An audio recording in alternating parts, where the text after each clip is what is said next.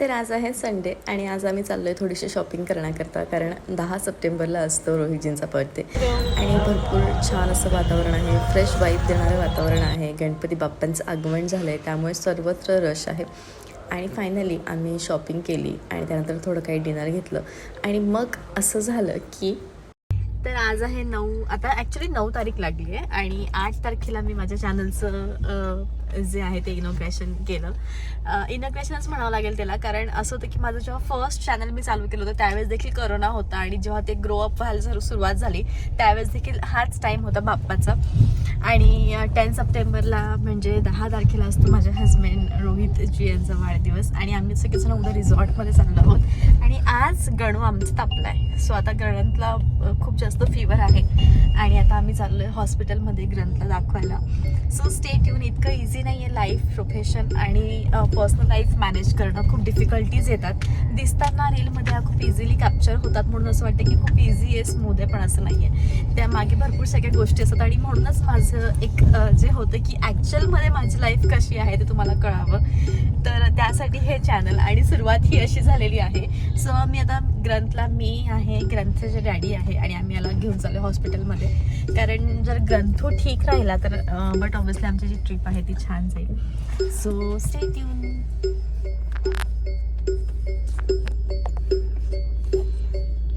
ताप आलाय? काय झालं? एकदम ब्लैक बॉल टूटती है। आंखों में क्या हो रहा है? ब्लैक बॉल टूटती। ब्लैक बॉल टूटती। ब्लैक बॉल को क्या हो रहा है आंखों में? ब्लैक बॉल्स को क्या हो रहा है आंखों में? वो तो है। दुख रही है ब्लैक बॉल्स? ओके. फट रही है, मतलब फट रही है? हाँ। अच्छा ठीक है, कोई नहीं, अब दवाखाने चले जाएंगे ना हम लोग. आता आपण दवाखान्यात जाऊ ना तर सगळं ठीक होऊन जाईल. ठीक आहे. नाही झालं तर मग तुला आजीजवळ थांबावं लागेल ना घरी. मम्मी, डॅडी आणि मग तिन्ही आम्ही आणि तुझ्या बहिणी आम्ही उद्या रिसॉर्टमध्ये जाऊ डॅडींच्या बर्थडेला.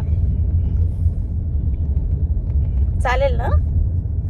खाली दवाई भी लाते ना. हा चालेल, औषध पाजून दिल. हा ठीक आहे. काय?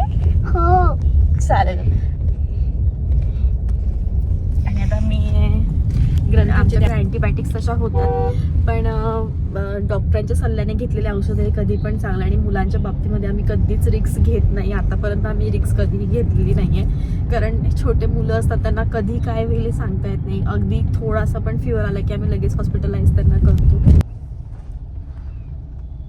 तुम्हीही इंदोरचे असाल तर तुम्ही बघू शकतात, एक हॉस्पिटल आहे.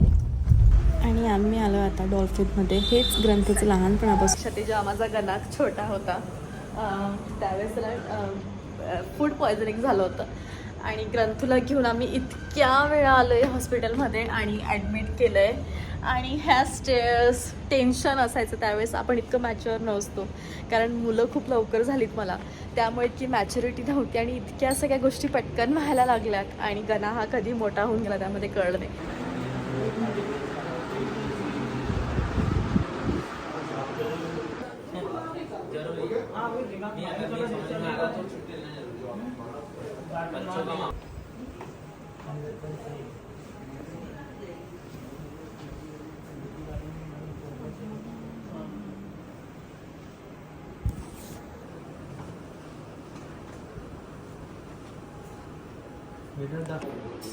बाहेर आहे ना ते.